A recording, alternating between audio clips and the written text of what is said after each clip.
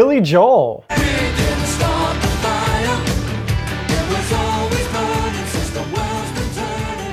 We didn't start the fire. This was a suggestion by Joe Shuttle on our Patreon. Thank you, Joe Shuttle. GuaranteedVideo.com. I'm old enough to kind of remember this being new, right? Me too. Yeah. Well, we were talking a minute ago, like, was he trying to reclaim his image a little bit? Trying to look cooler than he might have been? I think that's exactly what happened. Yes, and this video is just okay, really. Yeah. It's kind of cool. I remember liking it, like the fire and stuff as a kid. Yeah. Well, that's my review. No, it's, you know, it's like a family in the 1950s.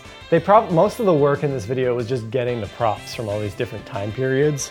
That stuff's neat. It's very clearly a set because they had to redress this kitchen over and over as it goes from the 50s to the 60s to, I guess, the 70s. And then once they get to the 80s, they kind of lose the visual shorthand, right? Yeah, it feels a lot like the house of Beetlejuice by the end. A little bit, yeah. Very cold, very stoic, a lot of sharp angles. I kind of thought Catherine O'Hara was in there for a second. There's an actress, I think, playing the mom who looks... I don't think it is her, but if it were her, I wouldn't be surprised.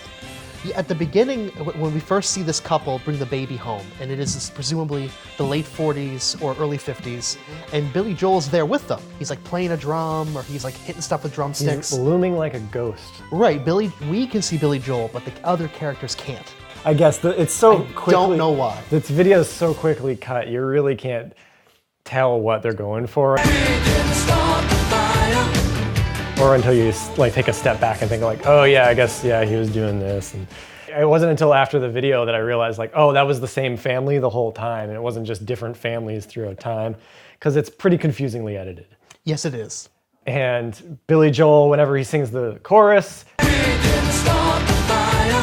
there's a lot of fire behind him and some black and white historical photo that's really depressing. Very garish, very like, garish. Taking himself very seriously here. I don't think he realizes how kind of offensive it is to show like, you know, this like Vietnam photo with him just like bopping on the table like a dork, you know? Lee Harvey Oswald, like the moment he's being shot in the prison transfer, like a man being shot with like blood coming out of him. Like there's some graphic stuff here in a video that is a silly song. Yeah, that I think like, you know, Beavis and Butthead would probably be making fun of in a couple years, you know? Oh yeah, I forgot to mention earlier, he's rehabbing his image a little bit. The last thing he had done, I think, was the Disney movie Oliver and Company. Yes. Where he voices a dog. He's the dog. The dog gets some sunglasses on. He's playing a piano. It's being moved around. It's a better song than We Didn't Start the Fire. I don't know. I like the song. I like that song. That's a fun song. You've clearly seen this movie, and I have recently. Not. Yeah, okay. I've seen Oliver and Company recently. The dogs from 101 Dalmatians make a cameo appearance. It's fun. Cool. Yeah, Nice. they're in it. They're in New York City. I always wondered if all the different animal Disney movies, like The Rescuers, took place in the same universe. Fox and the Hound, Lady and the Tramp. I don't know. I hope they do. Probably. It'd be fun. What a great way to sell more things. Back to Billy Joel. We didn't start the fire. That's what we're talking about. Correct. I don't like it. You don't like it. Is there anything you like about it? Oh, yeah. I like the fire effect.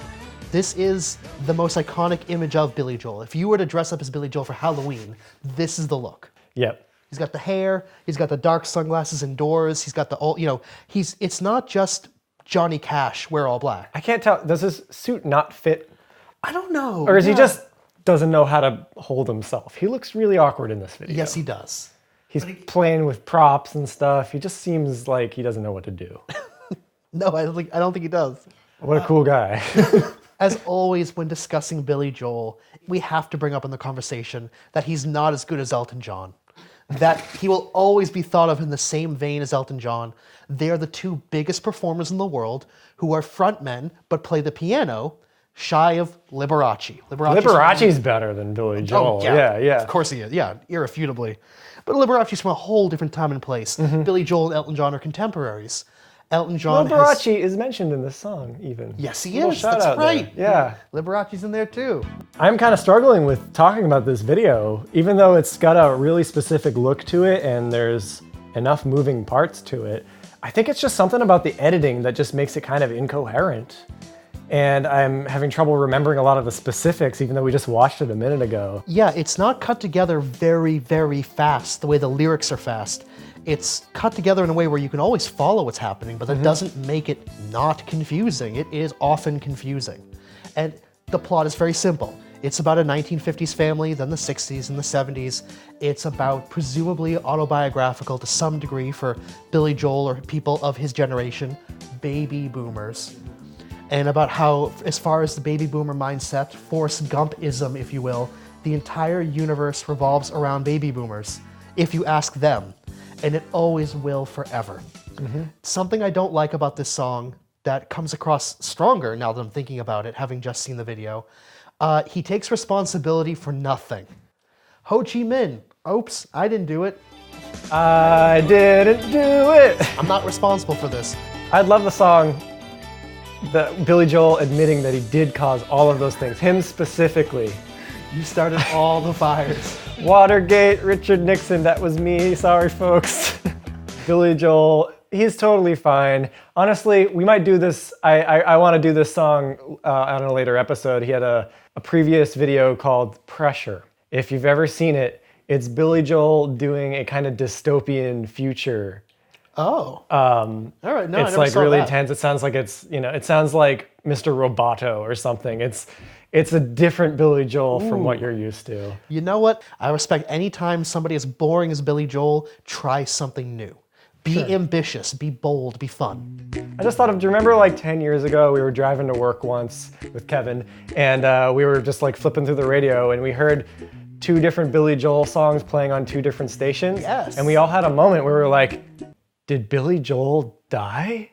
Rule of threes. If you hear an artist on the radio that day, good for you. Nothing bad happened. You hear them twice, maybe they're on tour, maybe they're coming to town. 3 times, check Wikipedia to make sure they didn't die. Billy Joel, as of this recording, still alive. Still alive.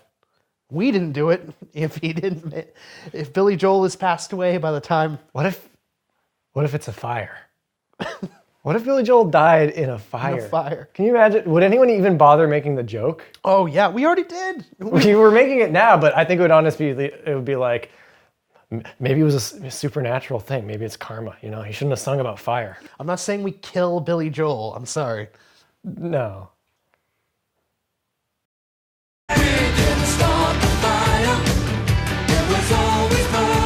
By the way, Billy Joel dies. We're deleting this video. We're putting out a more positive version. Yes.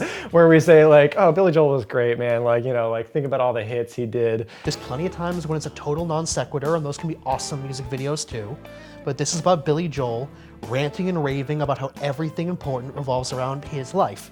It purposefully does not take responsibility for anything, which can be Billy Joel annoying. literally can't affect anything in this world he's inhabiting. That's true. So it's actually a really apt video, Yeah. It's, like the fast cuts are there because it's a fast song which never sticks to one topic. And it's just like flashing back through, an entire lifetime. So it is a good video on paper, but having just watched It's Tricky by Run DMC, I enjoyed that way more. Yeah. I think back to when we see the little girl come home with like the Lucille Ball looking mom and the not very Ricky looking dad, but whatever, it's the 50s. You can't have Lucy and not have a Ricky on the Yeah, other side, again, further disappointment, Mr. Joel. By the way, Lucy was still alive when this was made, I'm pretty sure. Yeah, I They think should you're have just right. got her in there, as grandma or something. That would have been, they probably couldn't afford her. Yeah. Elton John could have afforded her. Yes. That's right. Elton John, and they were probably friends. They've toured together. Oh, him and Lucy? Yes. Oh, yeah. I was like, Yeah, Lucy I hope. toured? We have Watergate, we have the 60s, we have hippies going to Woodstock and smoking dope, and the whole, like my biggest criticisms with most baby boomer narratives, we're such a big deal. Baby boomers are still talking about themselves. And I get this like dumb, comfortable crap that annoys me. There's a certain subsect of baby boomers just patting themselves on the back, movies like Arachnophobia, movies like Captain Ron. They've reaped the benefits of so many things around them that the rest of us are still paying for. The biggest criticism, and I know some people think it's sacrilege, Forrest Gump, where the entire universe revolves around how important baby boomers Yeah, are. but can we backtrack? What's your beef with arachnophobia? Here's the thing about I don't know. Don't look at me. No, it's good for you to look at Kevin. Kevin's just like, why are you talking about arachnophobia? like we have money from like the funding. Is Billy Joel in Arachnophobia? Does he voice a spider? No, but it's the same type. Have you ever seen Captain Ron? No. You are not missing out because Okay. these movies are just mediocre slosh. Arachnophobia is pretty good, though. I would argue it's just a bunch of baby boomers who like pretend they have problems, and it's really just a spider. So, no, they have problems. These spiders are killing people. That's true. This is I can't dig myself out of the arachnophobia hole. I don't know what to do. I think so.